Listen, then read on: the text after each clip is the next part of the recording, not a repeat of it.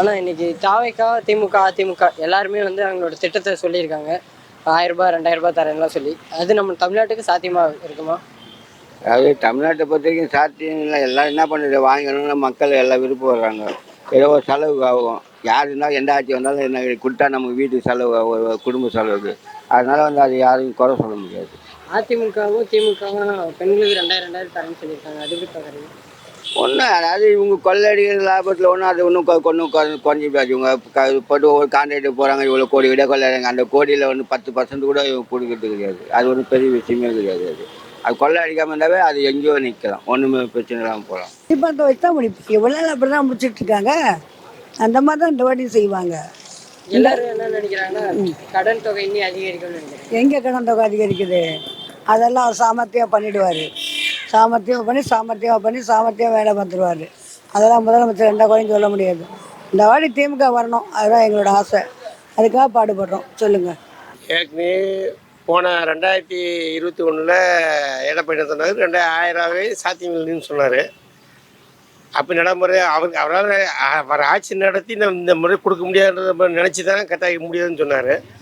அதை அந்த 1000 நடத்தி காட்டினார் தலைவர் முதல்வர். 1000 கொடுத்தாரு, கரெக்டாக கொடுத்தாரு.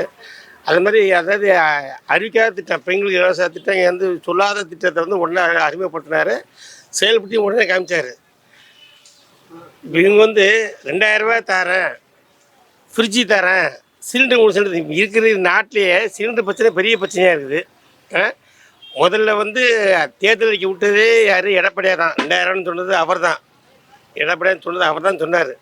அதை இவர் நிறைவேற்றி காட்டினதுக்காக இவர் 2000 தரேன்னு சொல்லியிருக்காரு. சொன்னாலும் காலதாமதம் கரெக்டாக செய்வார், நம்பிக்கை இருக்குது. அதே மாதிரி ஃப்ரிட்ஜுன்னு சொல்கிறதுலாம் நம்பிக்கை இல்லாததெல்லாம். இப்போ இவர் என்னது 8000 ரூபா பெண்களுக்கு, அதாவது ஆண்கள் 10,000 பணமாக கொடுத்தா அனாவசியம் செலவு பண்ணுறாங்க. என்ன பண்ணுறாரு, ஒரு பொருள் வாங்கினீங்கன்னா அந்த பொருளுக்கு ஏற்ற மாதிரி நீங்கள் இந்த 8000 ரூபா இப்படி கழிச்சிக்கிட்டு எக்ஸ்ட்ரா காசு போட்டு இவர் புதுசாக ஒரு பொருள் வாங்கிக்கிறதுனால வந்து அது புதுதை கொண்டு இருக்காரு. இது நியாயமானு கரெக்டாக இருக்குது. இப்படி சொல்கிறது ஃப்ரிட்ஜு தரேன் அதை தரேன்னு சொல்கிறதுலாம் ஒரு நடைமுறை செயல்படுத்தி வருமானு கொஞ்சம் யோசனை பண்ணி பார்க்கணும். அவர் சொல்கிறது அதை பண்ணுறதை யோசனை பண்ணி பார்க்கணும். எடப்பாடி முதல்ல சொன்னது வந்து அந்த 1000 ரூபாய் கொடுக்க முடியாதுன்னு சொன்னார். இவர் 2000 ரூபாய் தரவுன்னா அவர் 2000 ரூபாய் தரவுனார். நீங்கள் எப்படிங்க தருவீங்கன்னு சொல்லிட்டு அவர் நிருபர்கள் கேட்கும்போது நாங்கள் வரிகளை ஏற்று அதுக்கேற்ற மாரி நாங்கள் கொடுப்போம் சொன்னோம். இதே வந்து முதல்வர்கிட்ட கேட்கும்போது நாங்கள் மக்களுடைய வளர்ச்சி திட்டங்களை பயன்படுத்தி அது மூலயமா கிடைக்கிற இதுலேருந்து கொடுப்போம்னு சொல்லிட்டு சொன்னார். அது நிர்வாகமா, இது நிர்வாகமா? அதனால் இது ஒரு நல்ல திட்டம் தான் முதல்வர் சொன்னது. இப்போ எல்லாருமே என்ன நினைக்கிறேன்னா அதிமுக வந்து இது ஆண்களுக்கு இலவச பேருந்து தரதுனால வந்து எல்லாருமே இலவசமாக போவாங்க அப்படின்னு சொல்கிறாங்க. அது எப்படி பார்க்குறீங்க? பொய்யான வாக்குறுதியை கொடுக்குறத விட எது நடைமுறை சாத்தியப்படுமோ அது சொல்கிறது தான் இருக்கும். இன்றைக்கி பெண்கள் வந்து அவங்க தான் வந்து இந்த சமூகத்தில் ஓவராக இது பண்ணணும். அதே மாதிரி ஆண்களும் செய்கிறாங்க. ஆனால் வந்து பெண்களுக்கு கொடுக்குறது ஆண்கள் சந்தோஷப்படணும். அதை விட்டு அவங்களுக்கு ஏருக்கு மேலே போட்டியாக கொடுக்குறது வந்து அது சாத்தியப்படாத ஒரு விஷயம். நம்மளுக்கே கொடுக்க போகிறாங்க யார் வந்தாலும். அது நம்ம தமிழ்நாட்டோட கடன் அதிகரிக்கும்னு நினைக்கிறீங்களா, இல்லை இருக்காது அப்படின்னு நினைக்கிறீங்க? ஓரளவுக்கு டிஎம்கே ஆட்சி ஓரளவுக்கு அட்ஜஸ்ட் பண்ணோம். மற்றவங்கெல்லாம் எப்படின்னு தெரியாது. ஆனால் என்னை பக்காவாக நான் சொல்கிறேன், நான் டிஎம்கேக்காரன், உதயசூரியனுக்கு தான் ஓட்டு போடுவேன். என்ன இது வரைக்கும் நடந்த ஆட்சி நல்லா தான் நடந்துனுக்குது, எந்த குறையும் கிடையாது. இனிமேல் எப்படின்றது தெரியாது. பொறுத்தவரைக்கும் இலவசமே வேஸ்ட்டு தான். ஏன்னா இலவசம்ன்றது என்னது, ஃப்ரீயாக வந்து ஒருத்தன் உழைப்பே இல்லாமல் மற்றவனுடைய உழைப்பு வந்து உறிஞ்சிருதான். அதே நேரத்தில் வந்து நடுத்தர மக்கள் கீழே இருக்காங்க பாருங்கள், பேசிக் அதாவது ஒன்றுமே இல்லாதவங்க, அவங்களுக்கு யூஸ் பண்ணலாம். பட் இதை வந்து பார்த்திங்கன்னா அவங்க யூஸ் பண்ண மாட்டாங்க, எல்லாருமே யூஸ் பண்ணுறாங்க ஃப்ரீயாக வந்து. அது வந்து அவாய்ட் பண்ணலாம். ஆக்சுவலாக ஃப்ரீ வந்து பெண்களுக்கு ஓகே, ஆண்களுக்குன்றது அவங்க உழைக்கிறாங்களே டெய்லி, இல்லைன்னா அதையும் உழைக்க மாட்டாங்களே. சில பேர் பார்த்திங்கன்னா டெய்லி சம்பாதிக்கிறவங்க வந்து பாதி சம்பாதிச்சு பாதி தண்ணிக்கு தான் போகிறோம் இல்லையா? ஸோ என்னை பொறுத்தவரைக்கும் ஆண்களுக்குன்றது வேஸ்ட்டு தான், பெண்களுக்கு ஓகே. அது நிச்சயமாக வந்து அது மக்களுக்கு பயனுள்ளதான். 2000 ரூபாய்ன்றது ஏற்கனவே 1000 ரூபா கொடுத்துக்கிட்டு இருக்காங்க, சக்ஸஸாக கொடுத்துட்ருக்காங்க, ஒரு முன்மாதிரியாக கொடுத்துக்கிட்டு இருக்காங்க. எதிர்கட்சியெல்லாம் இது எப்படி, எடப்பாடியே கேட்டார் அது எப்படி 1000 ரூபா கொடுக்க முடியும், அப்படிலாம் நிதி நிலைமை இல்லைங்க. ஆனால் அதை சாத்தியப்படுத்தியாச்சு இந்த அரசாங்கம், ஸ்டாலின் சாத்தியப்படுத்தியிருக்காரு. அதே மாதிரி சொன்ன மாதிரி அதை 2000 ரூபாயும் சாத்தியப்படுத்துவார். அது கடன் இல்லாமல் இனிமேல் எப்பவுமே இது பண்ண முடியாதுமா. அந்த வாங்குற கடன் வந்து எதுக்கு பயன்படுதுன்றது தான் முக்கியம். இந்த கடனை வாங்குறவனால கடனை கேட்ட உடனே யாருமே அப்படி வாங்கினா கடனை கொடுத்துட மாட்டாங்க. தமிழ்நாட்டுக்கு இந்த அளவுக்கு கடனை வாங்கினா இந்த கடனை தமிழ்நாட்டால் திரும்ப செலுத்த முடியுமா, அவங்களுக்கு அந்த அளவுக்கு இது இருக்கான்னு பார்த்துட்டு தான் கடனை தர போகிறாங்க. அதனால் வந்து மத்திய அரசு நிர்ணயிச்சிருக்கக்கூடிய அந்த எல்லையை தாண்டி அவங்க கடனை வாங்க போகிறதும் இல்லை, அவங்க கடன் கொடுக்க போகிறதும் இல்லை. தமிழ்நாட்டால் எவ்வளோ கடன் வாங்க முடியுமோ அந்த லிமிட்டுக்கு இருந்து உள்ளே உட்பட்டு தான் கடனை வாங்குறாங்க, அதை அடைப்பாங்க. அதிமுகவில் இருக்கவங்க இன்னைக்கு நாங்கள் வந்துட்டா பெண்களுக்கும் நாங்கள் தருவோம், ஆண்களுக்கும் தருவோம், ஆண்களுக்கும் இலவச பேருந்து கூட நாங்கள் சரி பண்ணி தருவோம் அப்படின்னு சொல்லியிருக்காங்க. அது எப்படி பார்க்குறீங்க? அதாவது இது வந்து போட்டிக்கு போட்டி செய்யக்கூடிய ஒரு விஷயம். பெண்களுக்கு ஏன் அந்த பேருந்து பயணத்தை கொடுத்தாங்க, ஆண்களுக்கு ஏன் அதை கொடுக்கலன்னா, பெண்கள் வந்து ஒரு நேரத்தில் இந்த ஒரு 100 வருஷத்துக்கு முன்னால் இந்த மண்ணில் இந்த பெண்கள் எப்படி இருந்திருப்பாங்க, ஏன் ஒரு 50 வருஷத்துக்கு முன்னால் எப்படி இருந்திருப்பாங்க, இன்றைக்கி எப்படி இருக்கிறாங்க.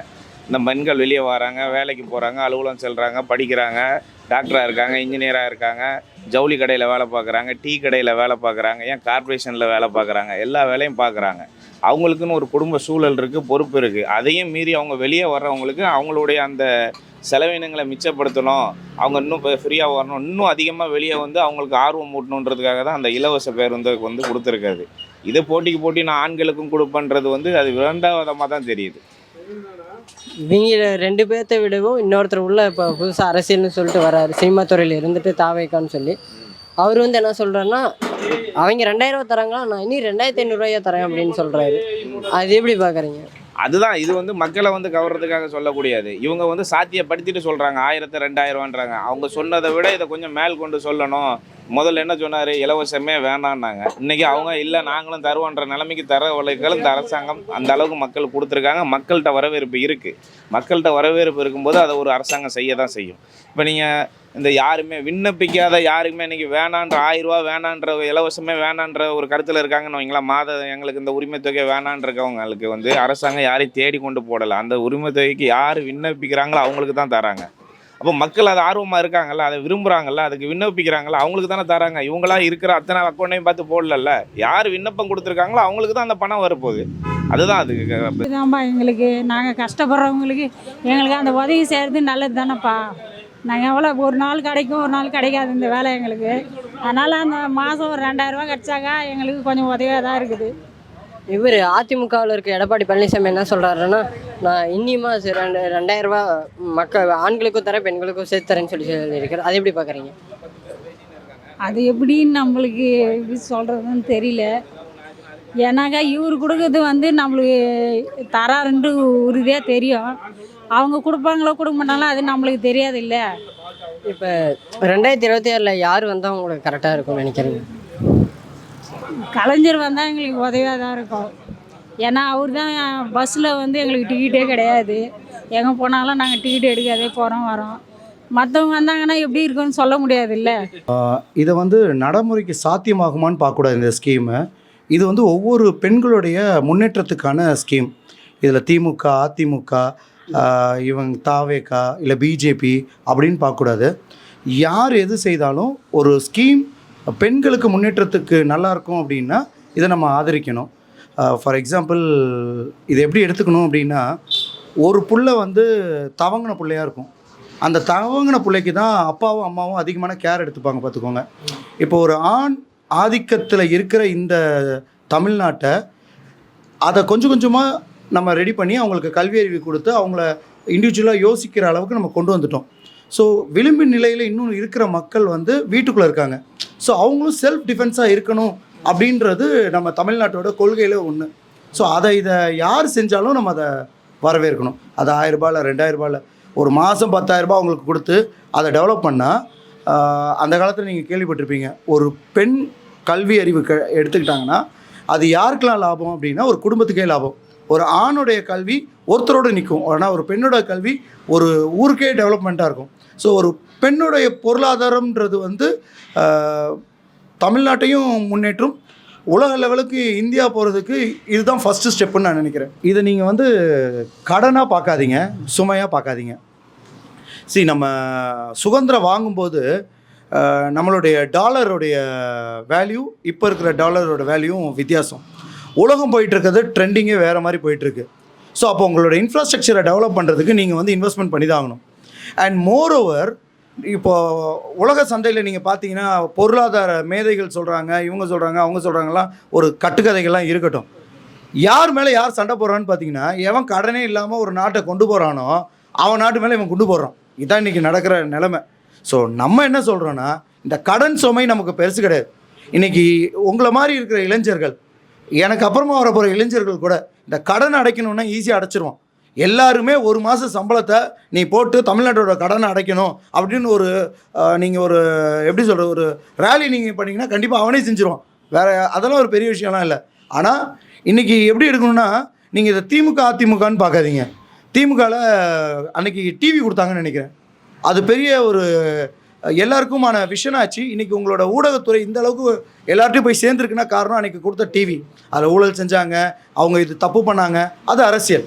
பட் ஆனால் அந்த ஸ்கீமில் என்ன கிடச்சிதுன்னு நீங்கள் பாருங்கள். அம்மா கொடுத்தாங்க, கிரைண்டர், மிக்சி, ஃபேன் இதெல்லாம் கொடுத்தாங்க. அது ஒரு பெரிய திட்டம். அதை நீங்கள் வந்து இதுக்கு வட்டி கட்டுறேன்னு சொல்கிறோன்னா அது பரவாயில்ல, நோ இஷ்யூஸ். எங்களை மாதிரி ஆட்கள் நாங்கள் சம்பாதிச்சு அதை கடனை கட்டுறதுக்கும் நாங்கள் ரெடியாக இருக்கோம். ஆனால் இளைஞர்கள் லேப்டாப் மூலமாக படித்தாங்க. ஃப்ரீ ஸ்கீம்ஸ் மூலமாக சைக்கிளில் என் பொம்பளை பிள்ளைங்க, என் அக்கா, தங்கச்சி, எனக்கு பிறக்க போகிற பிள்ளை மாதிரி இருக்க பொம்பளை பிள்ளைங்கள்லாம் நாளைக்கு படிப்பாங்க ஊரில் இருந்துன்னா, அதுக்கு நாங்கள் எவ்வளோ கடன் வாங்கினாலும் அதை அடைக்கிறதுக்கு நாங்கள் ready. we have lot of schemes. ரொம்ப சின்னதாக சொல்கிறேன். இவங்களாம் புதுசாக வரி போட்டுருவீங்களா, புதுசாக பண்ணிவிடுவீங்களான்னு கேட்குறேன். உண்மையாக சொல்கிறேன், அப்போல்லாம் ஒன்றும் இல்லை. இங்கே நிறைய போயிருக்கு. ஃபார் எக்ஸாம்பிள், இது நம்ம என்ன இப்போ எங்கே இருந்து பேசுகிறோம், சென்னை சிட்டியில் 138வது டிவிஷன்லேருந்து பேசுகிறோம். இந்த ஒரு டிவிஷனில் மட்டுமே கமர்ஷியல் பில்டிங் கரெக்டாக அளக்காமல் இருக்கிற பில்டிங்ஸ் நிறையா இருக்குது. கரெக்டான அதிகாரிகளை நியமித்து கரெக்டாக நீங்கள் பிளான் பண்ணி நம்ம கரெக்டாக வரியை மட்டும் வசூல் பண்ணால் இந்த வரியை இன்னும் நம்மளால் குறைக்கவே முடியும். நான் என்ன சொல்கிறேன், வரியை கூட்டணும்னு சொல்லலை. நீங்கள் சொன்ன கடன் அடைக்க முடியுமா முடியாதான்ற கான்செப்டுக்கே நான் பேசலை. நான் பேசுகிறது என்ன பேசுகிறேன், கரெக்டாக வசூல் பண்ணுறதுக்கான அதிகாரிகளை அமைச்சு கெடுபடியாக போயிட்டு ஒருத்தன் கழுத்தை நெரிக்கிறதுனால தான் இந்த பிரச்சனை வருது. கரெக்டாக? ஏன் இந்த பிரச்சனை? நீங்கள் வந்து ஒரு ஸ்கொயர் ஃபீட்டுக்கு 25 ரூபான்னு ஒருத்தன் போயிட்டு ப்ரெஷர் பண்ணுறதுனால கஷ்டமாக இருக்கு இல்லையா? நீங்கள் கிராஜுவலாக குறைச்சிட்டு எல்லாருக்கிட்டையுமே நார்மலாக நீங்கள் வரி வாங்க வச்சுட்டாலே இந்த பிரச்சனையை முடிச்சிடலாம். நான் ஒரு வியாபாரி சங்க தலைவராக இருக்கேன். இங்கே நிறைய கடைக்கு இன்னும் வியாபாரி சங்க லைசன்ஸே இல்லாமல் இருக்குது. ஸோ இவங்ககிட்டலாம் எடுத்திங்கன்னா ப்ரொஃபஷனல் டேக்ஸ் வரும். அப்போ கார்பரேஷனுக்கு வர தானே போகுது. அப்போ கார்பரேஷன் தன்னிறைவாக போகுது. ஏன் கார்பரேஷன் போய் கடன் வாங்க போகுது?